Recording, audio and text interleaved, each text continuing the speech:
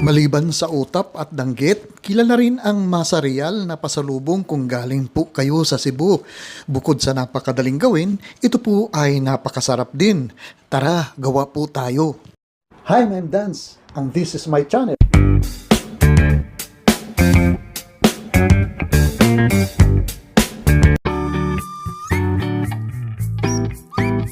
2 cups na maning hubad ang gagamitin ko po dito at ito po ay hilaw pa. Hugasan lang natin ito siguro ng mga 2 o 3 beses para maging malinis po ang ating mani dito at pagkatapos po ay ilalaga po natin ito ng mga 30 minutes o hanggang maluto ang ating mani dito.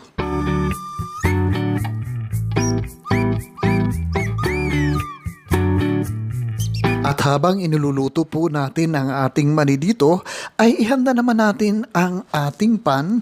Ito po ay 6x6 o kaya pwede rin naman 7x7 na pan ang ating gagamitin. Maglagay lang po tayo ng parchment paper.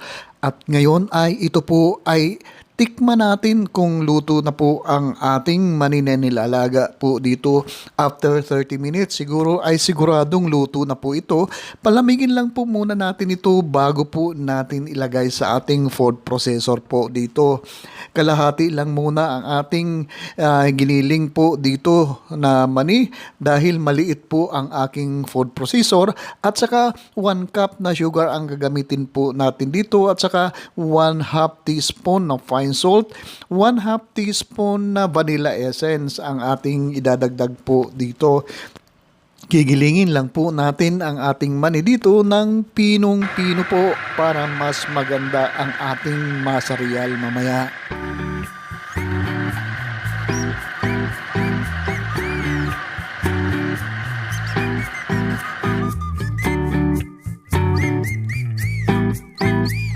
Ayan, nagiling na natin ang ating nilagang mani po dito at kahit ganito lang po kapino ay pwede na po ito.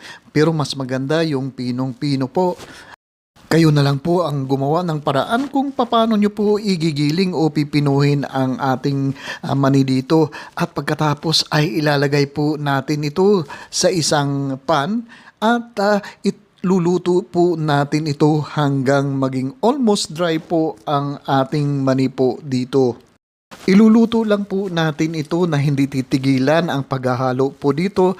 Over low medium heat lang po. Ng mga siguro mga 30 minutes, 20 to 30 minutes ay pwede na po yan. Hanggang sa almost dry na po ang ating mixture po dito na mani. At habang niluluto po natin ang ating mani dito, ay special shoutout natin si Miss Calyao ng Batangas po. Maraming salamat sa patuloy mong pagsubaybay at pagtangkilik sa aking mga video recipe dito.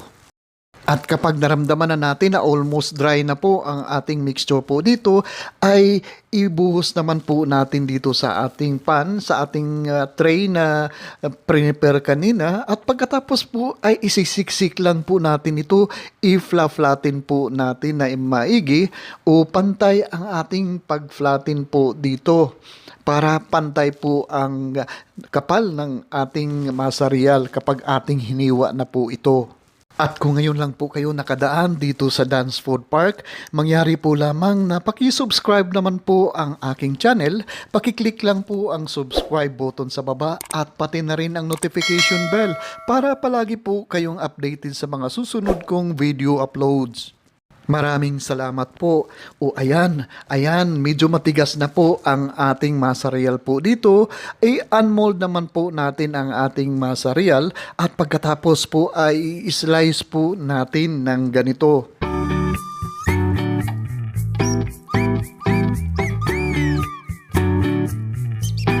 Kung meron po kayong mga comments or kung meron po kayong mga request na recipe, paki-post lang po sa comment section sa baba at sisikapin natin na tugunan ito.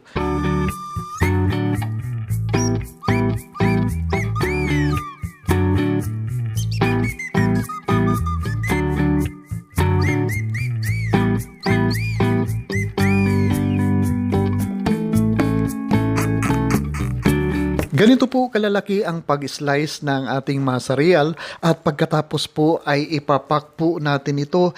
Irarap muna natin ito ng malinis na bond paper at pagkatapos yun na po yun, pwede na natin ipak o i-packaging sa kung ano man ang ating packaging na gagawin po dito. Ganito po ang itsura ng masarial na nabibili natin sa Cebu. At dahil wala po tayong preservative na ginamit po dito, siguro magtatagal lang po ang ating masarial ng mga one week po o isang linggo na nasa room temperature o kaya mga 2 weeks kung nasa refrigerator po ang ating masarial po dito. Isa na naman, napakadaling recipe ang ating nagawa po dito at ito po ay pwede nating gawing pangkabuhayan o pang business at napakadali po ito at napakasarap po ito. Certified rapsa po talaga ito at maraming salamat po sa inyong panonood dito sa aking mga video recipe.